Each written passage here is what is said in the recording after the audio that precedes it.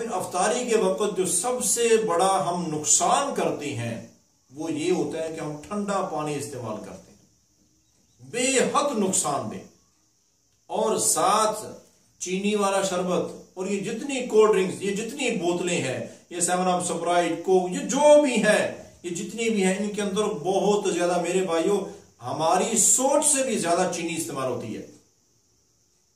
تو یہ چینی خالی میں دے استعمال کریں، جتنی شوگر بڑھتی جا رہی ہے، شوگر بڑھتی جا رہی ہے، کیا ہر دوسرا تیسرا بندہ مریض ہے شوگر کا، تو یہ کیا ہے؟ یہ خالی میدے چینی کا استعمال انتہائی نقصان دہ ہے۔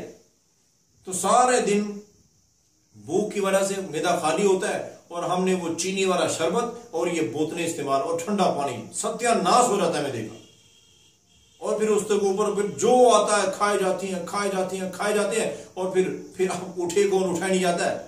نماز پڑھنی، عشاء گئی، تراویحیں گئی ہیں، تراویح پڑھنا مشکل، 8 رکعتیں نماز تراویح نہیں پڑھی جاتی ہے۔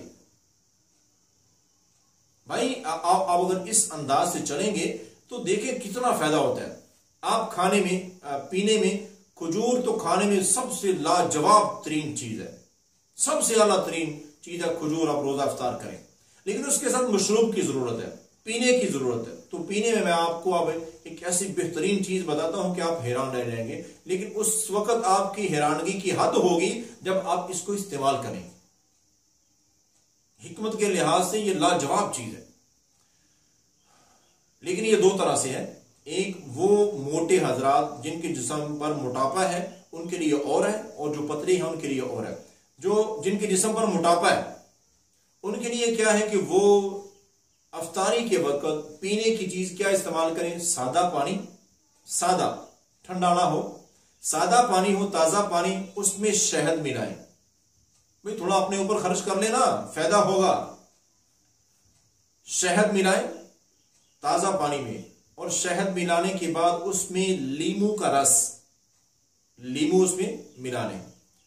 اب یہ پیئیں کھجور کے ساتھ، یہ پانی پیئیں، یہ شربت پیئیں، یہ مشروب، اور پھر دیکھیں کمال۔ یہ 8 تراویح کہہ رہا ہوں میں، آپ کہیں کہ ساری رات قیام کرنے کو تیار ہو، کوئی وجود میں تھکاوٹ ہی نہیں ہے۔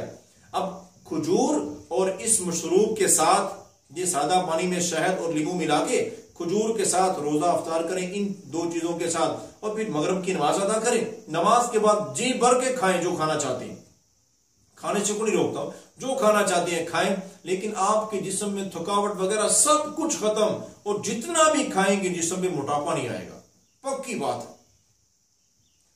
اور وہ حضرات جو پتلے ہیں، جن کا جسم پتلا ہے، وہ یہ نہ کریں بھائی، وہ یہ نہ کریں۔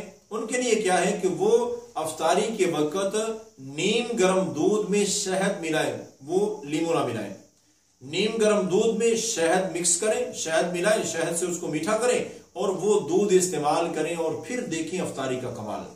نیم گرم دودھ میں شہد اور اس کے ساتھ کھجور سے روزہ افطار کریں، اور یہ مشروب دودھ پیئیں شہد والا، اور پھر دیکھیں آپ کے جسم میں کوئی تھکاوٹ نہیں ہے، اور کوئی کسی قسم کی پریشانی اور چھوٹی موٹی بیماریاں اور معدے کی تو ایسی تسلی ہو جائے گی کہ آپ ایسا سکون محسوس کریں گے۔ پھر اس وقت پتا چلے گا کہ آپ نے افطاری کی اور واقعی حق ادا کیا ہے اپنے وجود کو طاقت دینے کا۔